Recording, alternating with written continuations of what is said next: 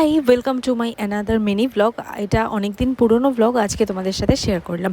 সেদিন ছিল আমার ওয়ার্ক ফ্রম হোম, বাড়িতে বসেই আমি কাজ করছিলাম। আর কাজ করতে করতে আমার খিদেও পেয়ে গেছিলো, তাই ব্রেকফাস্ট হিসাবে আজকে খাচ্ছি। দেখো, এটা হলো একটা কাকু আমাদের বাড়ির দুধ দিয়ে যায়, গরুর দুধ, ওটাই জাল দিয়ে দিয়ে মাম্মাম পুরো ক্ষীরের মতো বানিয়েছে। ওটার মধ্যে বাতাসা আর মুড়ি দিয়ে সে যে কি ভালো টেস্টি খেতে, কি বলবো, তোমরাও ট্রাই করো। তারপর আবার কাজে বসে গেছি, আর এরই ফাঁকে দুপুর হয়ে গেছে বলে অভি লাঞ্চ করতে এসছে বাড়িতে। আর হাইফাই করতে গিয়ে দেখি ওর হাতটা দেখো পুরো কালি পড়ে গেছে কাজের জন্য। কি করা যাবে, দেখে খারাপ লাগছিল, বাট ওদের কাজটাই এরকম যে হাতে কালি পড়েই। আর মাম্মা এদিকে দেখো রান্নাবান্না হয়ে গেছে, তাই জন্য বসেছিল।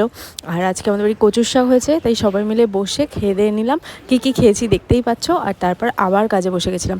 আর এখন সন্ধে হয়ে গেছে, আমার অফিস টাইম ওভার, তাই দেখো বন্ধ করে দিয়েছি ল্যাপটপ।